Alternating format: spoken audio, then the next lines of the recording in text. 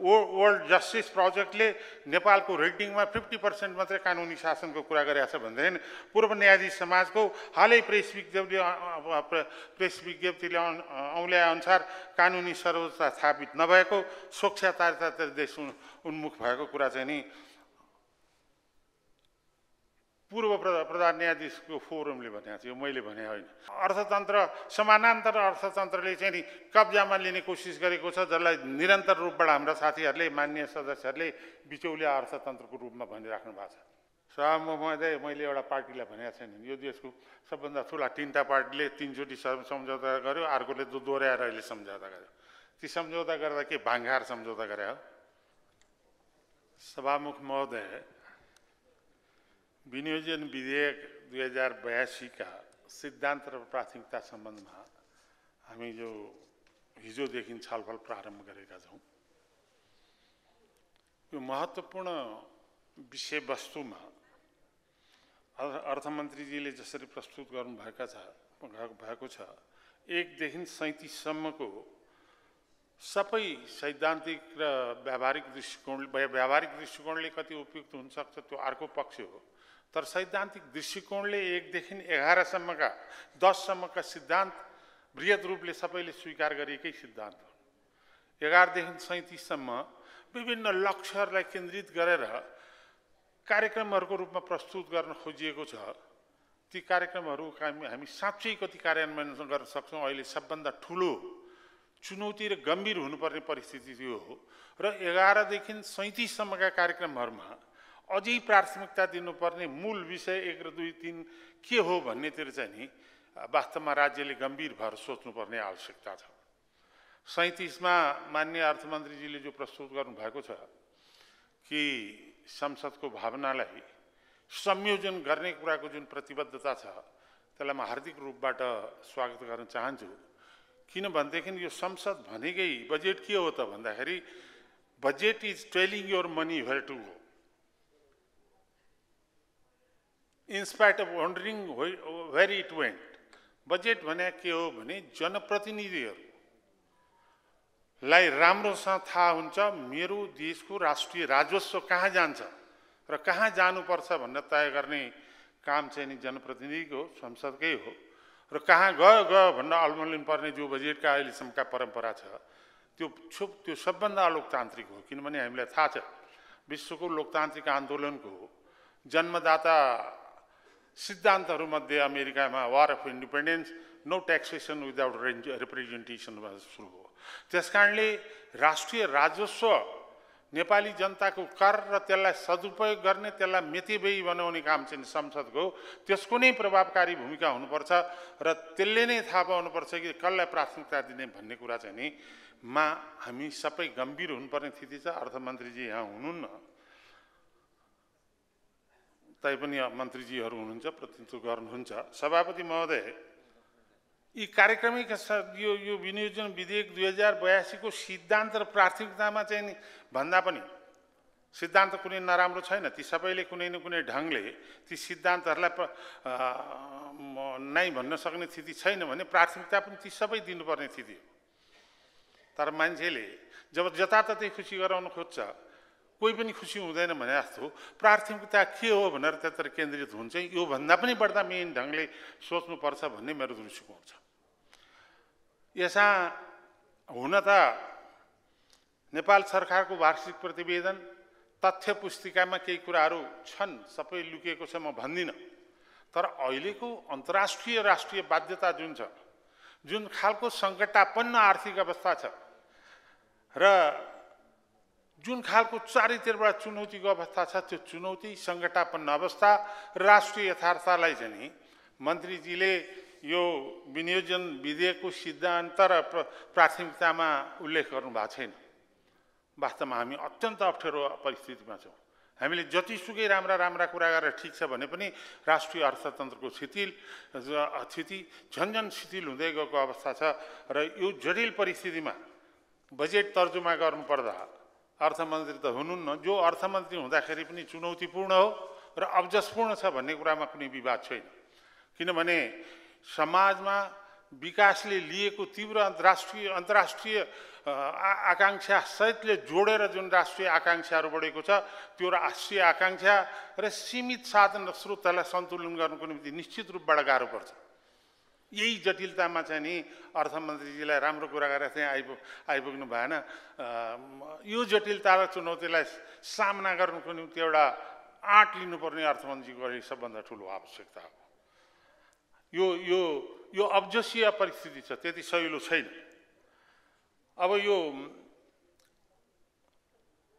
यो सरकारी तथ्याङ्कै आधारमा सार्वजनिक ऋण झन्नै 27 खरब पुगेको छ भनेदेखि गार्हिस्थ्य कुल उत्पादन हाम्रो 57 खरब हो।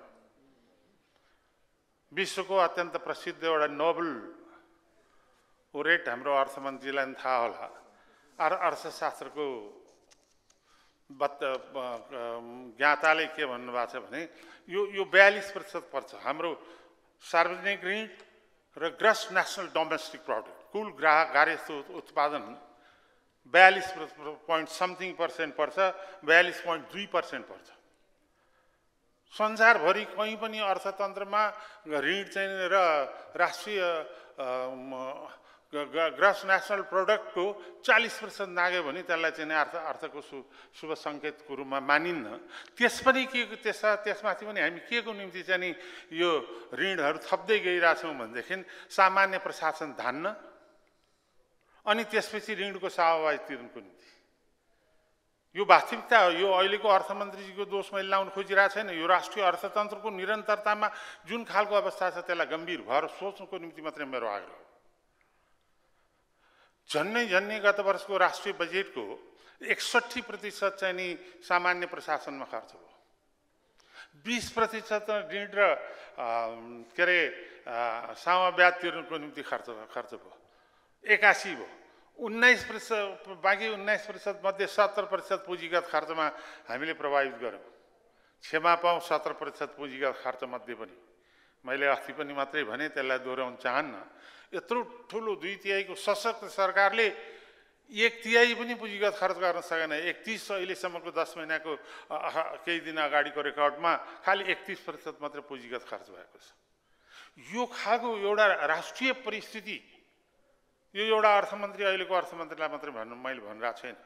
यो खालको राष्ट्रिय परिवेश जुन छ त्यसमा परिवर्तन कसरी गर्न सक्छौँ, त्यसमा हामी कति गम्भीर छौँ, त्यसमा दृढता प्रतिबद्धता र आँट हुन सकेन भने अर्थतन्त्र हामी जुन ढङ्गले चाहिँ नि अगाडि राख्ने सोच गरेका छौँ, मन्त्रीजीले जसरी 37वटा चाहिँ नि कार्यक्रम र यो सिद्धान्त र प्राथमिकता लिनुभएको छ, सिद्धान्तका सम्बन्धमा त कुनै विवादै छैन, प्राथमिकताको सम्बन्धमा चाहिँ केले प्राथमिकता पाउनुपर्छ अहिलेको राष्ट्रिय स्थितिमा भन्ने कुरा गम्भीर रूपले सोच्नुपर्ने अवस्था मैले देखाएको छु। अहिले अन्तर्राष्ट्रिय परिवेश स्थिति सहिलो छैन। अमेरिका पहिलो भन्ने अमेरिकन आक्रमक र संरक्षणवादी नीतिले गर्दा सम्पूर्ण विश्वमा चाहिँ अमेरिकाबाट हुने सहयोगहरू बन्द हुने स्थिति छ। नेपालमा मात्रै झन्नै 87 अरबको चाहिँ नि शिक्षा, स्वास्थ्य, कृषिका चाहिँ नि 5 वर्षको निम्ति गरिएका एग्रिमेन्ट्सहरू चाहिँ थाँती हुने र फर्किने स्थिति छ।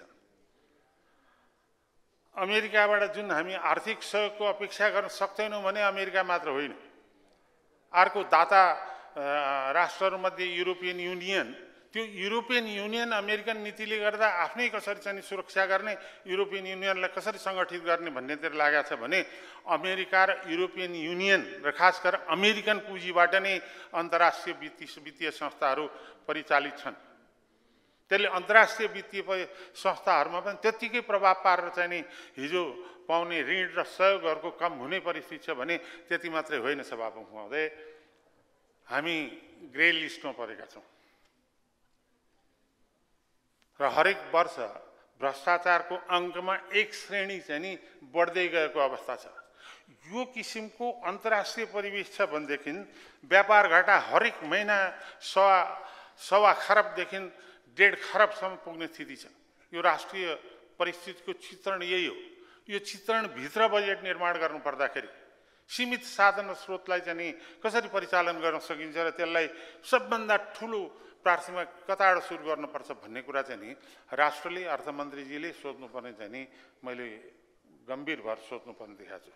यो देशमा हाम्रो रिसोर्सेस कन्स्ट्रेन्ट त छँदैछ, हामीसँग त पैसा र साधन स्रोत त नभएकै हो। जनताको बिचको उर्लदो आकाङ्क्षा र राष्ट्रिय सीमित स्रोत र साधना सन्तुलन मिलाउनु त गाह्रो छ। त्यति मात्रै होइन, अर्को समस्या चाहिँ के भने पैसा नभएको मात्रै समस्या होइन, जति छ त्यसलाई पनि सदुपयोग गर्न सक्ने, जति छ त्यसलाई पनि नियमित बनाएर लान्न सक्ने, जति छ त्यसलाई पनि बिचा लुटेर बिचा खाइदिने खालको जो परिपाटी र सिस्टम छ त्यसलाई नियन्त्रण गर्न सक्छौँ हाम्रो सक्दैनौँ हामी। त्यस कारणले रिसोर्सेस कन्स्ट्रेन्ट मात्रै अहिलेको महत्त्वपूर्ण समस्या होइन, त्यो त हो, तर त्यो सँगसँगै म्यानेजमेन्ट कन्स्ट्रेन्ट सबभन्दा ठुलो समस्या हो। त्यतातिर चाहिँ नि यो हामी कसरी चाहिँ नि प्रभावकारी रूपले हाम्रा लजिस्टिक र इन्स्टिट्युसनल प्रोसेसमा हाम्रा संस्थाहरूलाई चाहिँ नि व्यवस्थित बनाएर प्रभावकारी बनाउन सक्छौँ भन्ने कुराको सोच भएन भने अहिलेसम्म पुँजीगत खर्चको स्वरूपले नै हामीले चाहिँ हाम्रो व्यवस्थापन क्षमता र हाम्रो राष्ट्रिय संस्थाहरूलाई हामीले राम्रोसँग बुझिसकेको परिस्थिति छ भने यो आगामी बजेटले सम्पूर्ण रूपबाट मेरो चाहिँ आग्रह सभामुख मार्फत अर्थमन्त्रीजीलाई चाहिँ के छ भनेदेखि सबै तपाईँको प्राथमिकतामा मैले यो चाहिँ हुन्न हुन्छ भन्ने भन्दा पनि निरपेक्ष गरिबी रेखामा रहेका उपेक्षित र सीमान्तकृत नागरिकको सङ्ख्या सरकारी तथ्य पुस्तिका अनुसार 21%, 20.71% छ। मैले त्यसलाई चाहिँ 50 नआएपछि 71 भनेर राखेँ र त्यो 71% जनसङ्ख्या झन्डै 60 देखि 62 लाख जनसङ्ख्या अहिले उपेक्षित छन्, निरपेक्ष गरिबीका रेखा मुनि छन् र सीमान्तकृत छन्। तिनीहरूले बिहान बेलुका 2 छाक पेटभरि खान नपाएका स्थिति छन् भनेदेखि बच्चा बच्चीलाई पढाउने कुरा त छाडिदिनुहोस्, तिनीहरू चाहिँ नि स्वास्थ्य उपचार गर्न नसकेर पीडित भएको नेपाली जनताको जो चङ्क छ यो निरपेक्ष गरिबी रेखा मुनिको त्यो 68 देखि 62 देखि 65 लाखसम्मको नेपाली जनतालाई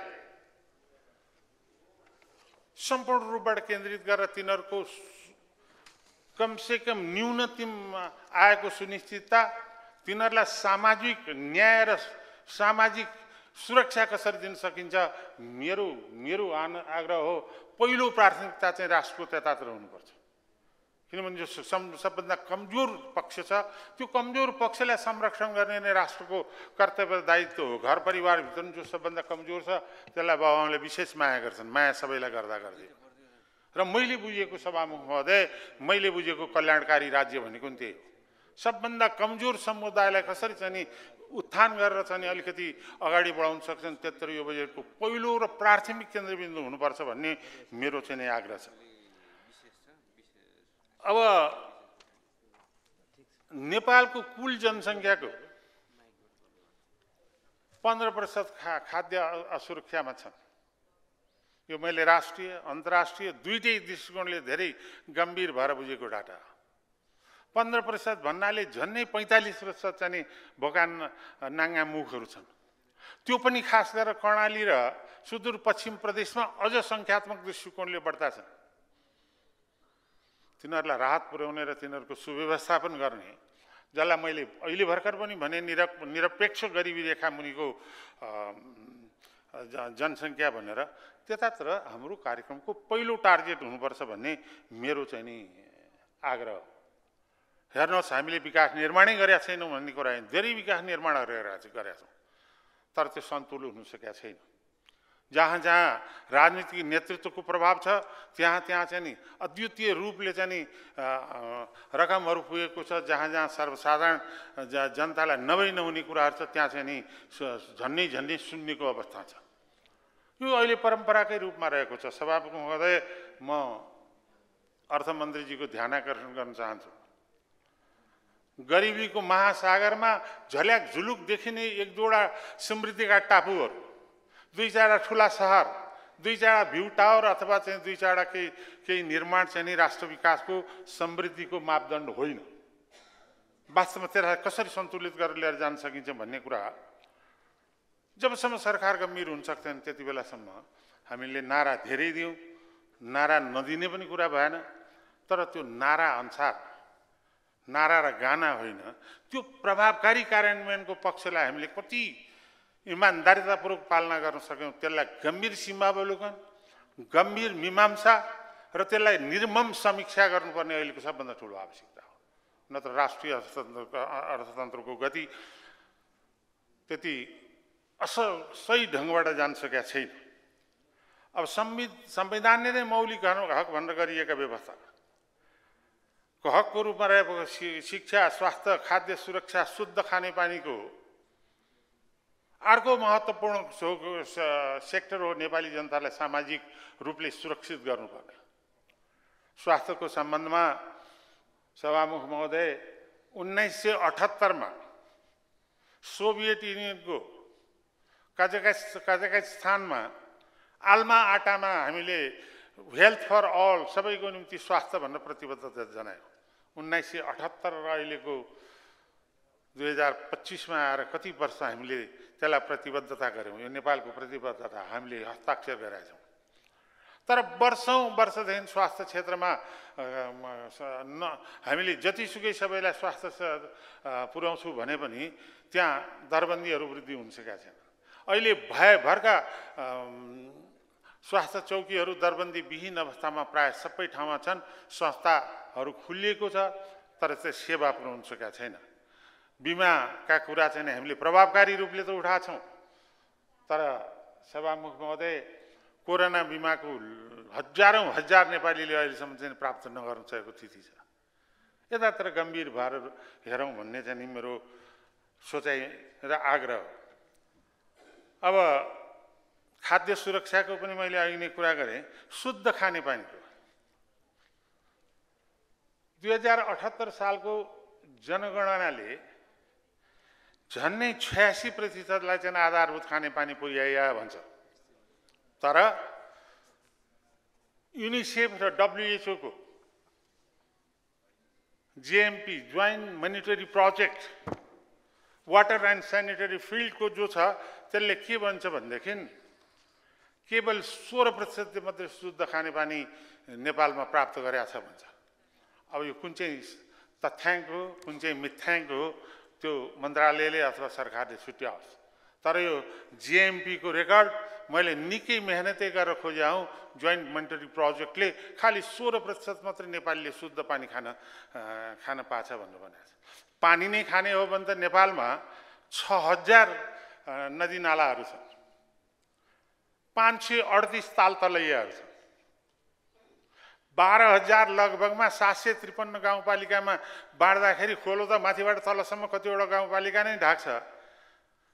झन्नै एउटा गाउँपालिकामा 15-16वटा खोला र ताल तलैया त हुन्छ। भैँसीको आहाल पनि पानी नै हो। पानी त खायो होला तर शुद्ध पानी मैले बुझेको र मैले प्राप्त गरेको रेकर्डमा JMP joint monitoring project WHO र युनिसेफले 16% मात्रै शुद्ध पानी नेपाली जनताले खान्छन् भनेर आएको छ। र वाटरबोर्न डिजिज पानी जन्य चाहिँ जुन चाहिँ रोग हो बालकहरूमा चाहिँ 40-60% छ र एभरेज चाहिँ नि 40-50% सम्म चाहिँ नि वाटरबोर्न डिजिज चाहिँ नेपालीले सामना गर्नुपर्छ। यो सामाजिक सेवा र कल्याणकारी राज्यको महत्त्वपूर्ण त्यो पनि हो। त्यतातिर मैले ध्यान आकर्षण गरेँ। यसले अर्को प्राथमिकता सबभन्दा पाउनुपर्छ। यो शिक्षा, स्वास्थ्य, खाद्य सुरक्षा, शुद्ध खानेपानी यी अर्को सामाजिक क्षेत्रका राष्ट्रिय दायित्वका कुरा हो। यसलाई हामीले अरू कसैलाई पन्छार सक्दैनौँ। अब अर्को कुरा त शिक्षक महासङ्घसँग हामीले धेरैचोटि सम्झौता गऱ्यौँ। 75 गऱ्यौँ, 78 गऱ्यौँ, 80 मा गऱ्यौँ, अस्ति भर्खर 82 गऱ्यौँ। सम्झौता गर्ने कार्यान्वयन नगर्ने कुरा चाहिँ नि अत्यन्त बेइमानी हो। कि सम्झौतै गर्नुहुन्न, अर्थमन्त्री नहुने कुरा नहुने, यो गर्न सक्दैन, राज्यले धान्न सक्दैन भन्नुपर्ने फेरि त्यसमा एउटा मात्रै जिम्मेवार छैनन्। 75 गर्दा एउटाको सरकार छ, 78 गर्दा अर्कोको सरकार छ, 80 गर्दा अर्कोको सरकार छ, अहिले गर्दा अर्कोको सरकार अथवा दोहोरिया छ भन्दाखेरि यो हाम्रो दायित्व हो। मैले पनि हेरेको छु, म पनि शैक्षिक जीवनको लामो यात्रा चाहिँ नि प्राय हाई स्कुलको संस्थापक हेडमास्टरदेखि त्रिभुवन विश्वविद्यालयको प्राध्यापकसम्म हुँदाखेरि मैले यो शैक्षिक परिस्थिति र अहिलेको स्रोत नबुझेको होइन। तर सम्झौता गर्दा किन अल्मलेर मान्छेलाई अल्मल्याउन खोज्छ? राज्यले अल्मल्याउनु पाउँदैन। सभामुख महोदय, एउटा डाका र अर्को डाकाको बिचमा ल यो अहिले चाहिँ हात हतियार नलिने भनेर दुईटा भेटेर कुरा गरे भने त्यो इमान्दारितापूर्वक पाल्न हुन्छ। राज्यले एउटा राष्ट्रको महत्त्वपूर्ण बौद्धिक संस्थासँग गरेका कुरालाई हेलचेक्राइ गर्नु हुँदैन। गर्न नसक्ने भेट्दैन। हामी इन्स्टलमेन्टमा गर्छौँ, अहिले यति गर्छौँ भनेर चित्तै बुझाउनुपर्छ। होइन भने सही गर्दाखेरि सभामुख महोदय, मैले एउटा पार्टीलाई भनेको छैन, यो देशको सबभन्दा ठुला 3टा पार्टीले 3 चोटि सम्झौता गर्यो, अर्कोले दोहोऱ्याएर अहिले सम्झौता गर्यो। ती सम्झौता गर्दा के भाङ्गार सम्झौता गरे हो? हेर्नु पर्यो नि, राष्ट्रले सक्दैन भने सक्दैन। त्यो दृढता चाहिँ नि सरकार र मन्त्रीहरूमा हुनु पर्यो। त्यस कारण जे सम्झौता गरिएको छ त्यो सम्झौता अनुसार सन्तुलन र उनीहरूलाई पनि चित्त बुझाएर चाहिँ त्यसलाई चाहिँ इन्स्टलमेन्टमा यति वर्षभित्र गर्छौँ, यति वर्षपछि के गरेर हुन्छ त्यतातिर चाहिँ यसलाई निकाल्नुपर्ने आवश्यकता छ। अर्को सभामुख महोदय, मेरो अर्थमन्त्रीजीलाई आग्रह, यो विशेष आर्थिक क्षेत्र जो छ त्यसलाई व्यापक रूपबाट विकास गर्ने कामहरू होस्। यसलाई पनि म चाहिँ निजी क्षेत्र र सरकारी साझेदारीमा PPP मोडलमा हरेक जिल्लामा आयात प्रतिस्थापन, निर्यात प्रवर्धन, सिप विकास र प्राविधिक शिक्षालाई चाहिँ प्रभावकारी बनाउने गरेर चाहिँ हरेक जिल्लामा चाहिँ नि यो विशेष आर्थिक क्षेत्रको निर्माणलाई चाहिँ विशेष प्राथमिकता दिनुपर्ने देख्छु। किनभने आज जुन लाइन लाएर हरेक दिन 3000 देखि 5000सम्मका युवाहरू विदेशिएका छन्, हरेक दिन 3 देखि 5 सम्मका मृत लासहरू देशमा फर्किएका छन्। तिनीहरूलाई नियन्त्रण गर्न जिल्लैबाट चाहिँ नि हामीले अलिकति भने पनि रोजगारीको स्थिति सिर्जना गर्नुको निम्ति यो विशेष आर्थिक क्षेत्रलाई चाहिँ नि विशेष महत्त्व दिनुपर्छ भन्ने मलाई लाग्छ। अब नेपाल भूकम्प जोखिमको 11औं स्थानमा छ। अब रुकुम जाजरकोटमा गएको भूकम्प, बझ्याङको 2077-78 को पुनर्स्थापना अहिलेसम्म नहुन सकेको स्थिति छ र कृषि, जलस्रोत तथा ग्रामीण विकास अहिलेको सबभन्दा प्राथमिक क्षेत्र हो भने यो राष्ट्रिय गौरवका आयोजनाहरू 24वटा योजना, 9औं योजना 2053-54बाट देखि सुरु भएको ती निरन्तरतामा अहिले पनि धेरै ठाउँ अलमल छ र नेपालको सबभन्दा लाइफलाइनका रूपमा रहेका बाटाहरू हुलाकी राजमार्ग, पूर्व पश्चिम राजमार्ग, मध्य पहाडी राजमार्गमा जुन किसिमको अहिले पनि हरेक वर्ष बजेट पर्छ त्यसले अन्तिम पाउन सकेका छैन त्यत्र केन्द्रित होस् र मध्य पहाडी राजमार्गको त नुवाकोट खण्ड त भद्रगौले भए पनि बिगारिदिएर चाहिँ नि अत्यन्त असमञ्जस स्थिति यहाँ छ। त्यसैले अब यो राष्ट्रिय विकासलाई गति दिनको निम्ति सरकार र निजी क्षेत्र अन्तर्राष्ट्रिय साझेदारीको बीचमा प्रभावकारी समन्वय अहिलेको सबभन्दा ठुलो आवश्यकता हो। तर त्यो आवश्यकताको निम्ति निजी क्षेत्रलाई प्रोत्साहन र उनीहरूलाई चाहिँ नि सहजीकरण गर्ने कुरा अहिलेको कार्यक्रम र नीतिमा पनि आएको छ। त्यो स्वागत योग्य कुरा हो भने सभामुख महोदय, यो कल्याणकारी राज्यको कन्सेप्ट हामी बजार मैत्री हुन सक्छौँ, तर बजार अराजकतालाई नियन्त्रण गर्नको निम्ति प्रभावकारी नियमन अहिलेको सबभन्दा ठुलो आवश्यकता हो। अहिलेको सभामुख महोदय, अर्थतन्त्रलाई छाया अर्थतन्त्रले पेलेको छ। अर्थतन्त्रलाई कालो अर्थतन्त्र, समानान्तर अर्थतन्त्रले चाहिँ नि कब्जामा लिने कोसिस गरेको छ, जसलाई निरन्तर रूपबाट हाम्रा साथीहरूले, माननीय सदस्यहरूले बिचौलिया अर्थतन्त्रको रूपमा भनिराख्नु भएको छ। म त्यो शब्द अहिले नप्रयोग गरेर समानान्तर अर्थतन्त्र मैले भनेको छु। यसलाई कसरी नियन्त्रण गर्न सकिन्छ? त्यस कारणले प्राइभेट सेक्टरलाई प्रति उदार हुने, तिनीहरूलाई चाहिँ राष्ट्रिय जीवनको विकासका प्रक्रियामा संलग्नता जनाउनुको अर्थ हामी बजार मैत्री त हो नि, हुनैपर्छ, त्यसको विकल्प हामीसँग छैन। तर बजार अराजकता, कार्टेलिङ र सिन्डिकेट सिस्टम जसरी चलिरहेको छ त्यसलाई हामी नियन्त्रण गर्न सक्छौँ सक्दैनौँ, त्यतातिर गम्भीर भएर हेर्नुपर्ने स्थिति छ। अब यो सडक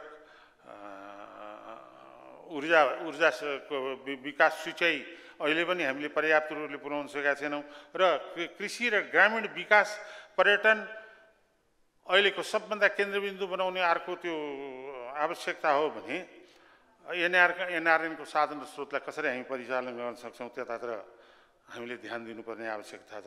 र मूल रूपमा कानुनी शासन, सक्षम प्रशासन, पारदर्शी कार्यप्रणाली र वा संस्था सबभन्दा ठुलो आवश्यकता हो। म एउटा कुरा सभामुख महोदय के भनेदेखि लोकतान्त्रिक पद्धति भने नै विधिको शासन हो। विधिको शासन भन्दा न कुनै माथि कुनै व्यक्ति हुन्छ न कुनै संस्था हुन्छ। नेपालमा सरकारले गरेका निर्णय चाहिँ नीतिगत निर्णय हुन्छ, त्यसमा प्रश्नै चल्दैन भनेको कुरा लोकतान्त्रिक शासन हो कि विधिको शासन हो कि होइन, त्यो गम्भीर कुरा छ, त्यत्र सोध्नुपर्ने आवश्यकता छ। र कानुनी शासन, भ्रष्टाचारलाई निर्ममतापूर्वक नियन्त्रण र गर्नुपर्ने आवश्यकता छ। र अहिले कानुनी शासनको सम्बन्ध धेरै ढङ्गले प्रश्न उठेको छ। वर्ल्ड जस्टिस प्रोजेक्टले नेपालको रेटिङमा 50% मात्रै कानुनी शासनको कुरा गरेको छ भनेदेखि पूर्व न्यायाधीश समाजको हालै प्रेस विज्ञप्तिले औल्याए अनुसार कानुनी सर्वोच्चता स्थापित नभएको, स्वच्छतातिर देश उन्मुख भएको कुरा चाहिँ नि पूर्व प्रधान न्यायाधीशको फोरमले भनेको थियो, मैले भने होइन। चाहिँ यतातिर सरकार गम्भीर बनोस्। अर्थतन्त्र, विधिको शासन, आर्थिक कडा अनुशासनबाट सञ्चालित हुन्छ। अब मेरो समय कति छ मलाई थाहा छैन, मैले सभापतिजी मेरो जिल्लातिर ध्यान आकर्षण गर्न चाहेँ। यो बालाज्यू रानीपोवा त्रिशुली सडक म आफै अर्थमन्त्रीजीलाई यही रोस्टमबाट के भन्न चाहन्छु भने कुनै पनि नयाँ योजना तपाईँले दिन सक्नुहुन्छ भने नदिनुहोस्। सम्भाव्य अध्ययन र त्यसको पूर्णताको क्यालकुलेसन नगरिकन यो बाँदरलाई मकै सरिया जसरी दिने कामले नै यो अहिलेसम्म बिग्रेको छ जनप्रियताको नाममा। डिटेल प्रोजेक्ट रिपोर्ट, त्यसको उपादेयतालाई हेरेर मात्रै बजेट राख्नु। नयाँ बजेट मैले थप्न सकेसम्म भनिरहेको छैन, भन्दिनँ पनि, भने होला, तर नभए पनि म सन्तुष्ट छु। तर एउटा गम्भीर कुरा चाहिँ के छ भने यो बालाजी रानीपोवा त्रिशुली सडक, यो काठमाडौँबाट नुवाकोट जोड्ने सबभन्दा पुरानो सडक। यसले नुवाकोट र धादिङ रसुवालाई 3 जिल्लालाई चाहिँ जोड्ने काम गर्छ काठमाडौँसँग। मर्मत सम्मार र सम्मारको नाममा, सुधारको नाममा पुरानो बाटो सबै क्षतिग्रस्त गराइएको छ। 2071 मा सम्झौता भएर 73 मा पूर्णता दिने सम्झौता भयो, तर तत्कालीन अत्यन्त शक्ति सम्पन्न ठेकदारले कामै गर्दै गरेन, त्यसलाई कसैले छुन सकेन। 73 बाट झन्नै 4-5 वर्ष चाहिँ 7 चोटिसम्म म्याद थपियो। तर सभामुख महोदय अहिले 3 वर्षदेखि त्यसमा बजेटमा परेको छैन। अनि एक्जिम ब्याङ्कले एक्जिम ब्याङ्कले नगरे हुनाले भएन भन्ने सरकारका मान्छेहरूको जवाफमा सभामुख महोदय म सोध्न चाहन्छु तपाईँ मार्फत, त्यो एक्जिम ब्याङ्कसँग मेरो जिल्लाका त्यो क्षेत्रका जनताले कुरा गर्न जानुपर्ने कि मैले कुरा गर्नुपर्ने हो कि सरकारले कुरा गरेर टुङ्ग्याउनु पर्ने हो? एक्जिम ब्याङ्कबाट गर्दैन भने सरकारले त्यसलाई चाहिँ त्यो अस्रल्ल परेको जुन बाटो छ, मेरो मर्यादा संस्कारले दिँदैन। तर पनि यसपालि पनि त्यो बाजेटा परेन भने मैले बजेट भाषणमा त्यो बजेट च्यात्नुभन्दा अगाडि तर मेरो विकल्प छैन। किन भन्दाखेरि म पार्टीको गठबन्धन सरकारको अङ्ग हुँदाहुँदै पनि म त्यो भन्दा पनि बढ्ता जिम्मेवारी मेरो जनता दिएको मत हो, मेरो जिल्लाका जनता, उनीहरूकै निम्ति पनि मैले अब तपाईँको 2 मिनट समय छ। त्यसलाई च्यातेर कसरी त्यसको विकल्पमा संसदमै धरना बस्नुपर्ने कि अथवा चाहिँ नि के अरे जिल्लाबाट प्रतिकार गर्न पनि त्यत्रो सोच्न म बाध्य छु। यो कुरा चाहिँ मैले धेरैचोटि अर्थमन्त्रीजीसँग व्यक्तिगत रूपबाट नै आग्रह गरेको छु। मलाई विश्वास छ उहाँले यसलाई चाहिँ सम्बोधन गर्नुहोला भनेर। अब 2 मिनट मात्रै बाँकी भनेपछि अब मैले अर्को चाहिँ नि के भनेदेखि यो नुवाकोटको 3 पिप्ले गल्छी बाटो जुन वैकल्पिक राजमार्गको निम्ति अत्यन्त आवश्यक र महत्त्वपूर्ण बाटो हो, हुन त यो अहिले बनेको टनेल मार्गले केही फेसिलिटी देला, तर त्यो बाहेक काठमाडौँ र तराई जोड्ने बाटोहरूमध्ये त्यो महत्त्वपूर्ण छ, त्यसलाई विशेष रूपले हेरियोस् भनेदेखि अर्कोतिर चाहिँ नि यो जुन आर्थिक क्षेत्रको कुरा गरेको छु, धेरै वर्षदेखि नुवाकोटमा आर्थिक क्षेत्रको सम्भाव्यता अध्ययन भएको छ, सब ठिकठाक भएको छ, त्यो हुन सकेको छैन। अब यो रोजगारीको खोजीमा मानव त विदेश पलायन भए पुँजी पनि पलायन भएको छ। त्यो पुँजी संसारभरि पलायन भएको पुँजी, चाहे त्यो सिङ्गापुर पुग्या होस्, चाहे त्यो स्विजरल्यान्ड पुग्या होस्, चाहे त्यो दुबई पुग्या होस्, चाहे त्यो कम्बोडिया पुग्या होस्, चाहे त्यो अस्ट्रेलिया युरोप अमेरिका पुग्या होस्, त्यसलाई खोजी नीति गरेर भएको पुँजी पलायनलाई देशभित्र फर्काउने आँट चाहिँ नि राज्यले गर्न सक्छ सक्दैन। त्यसैबाट पनि एउटा आँटिलो दह्रो साहसिक कदमको रूपमा चाहिँ नि अर्थतन्त्रलाई अगाडि बढाउन सकिन्छ। किनभने आर्थिक दृष्टिकोणले माननीय अर्थमन्त्रीजीले भने जति पार्न सक्नुहुन्न, तर नपारिकन नै म प्राथमिकताको आधारमा कल्याणकारी राज्य र नगरी नहुने विषयमा चाहिँ केन्द्रित भएर गर्छु भनेर आँट देखाउनु भयो भने एउटा कुनै न कुनै अर्थमन्त्रीले आँट देखाउनु पर्ने आवश्यकता छ। त्यो आँट देखाउनुको निम्ति म उहाँलाई चाहिँ आग्रह गर्न चाहन्छु। यो जनप्रियताको आधारमा यसलाई अब अहिले त 3 करोड भन्दा मुनिको नदिने भनेको छ। क्यारे यही 3 वर्षको बजेटभित्र 3 करोड 35-40 करोड इस्टिमेटलाई 3 लाख राखेको पनि बजेटभित्र छ। यस्ता खालका काम गर्ने र राष्ट्रिय राजस्वलाई दुरुपयोग गर्ने काम नहोस्। र मन्त्रीजीले 37 मा जसरी भन्नुभएको छ, संसदबाट व्यक्त गरेका अभिव्यक्तिलाई गम्भीरतापूर्वक लिन्छु, संयोजन गर्छु भन्ने जो भन्नुभएको छ, त्यसैले म पनि ढुक्क छु। धन्यवाद।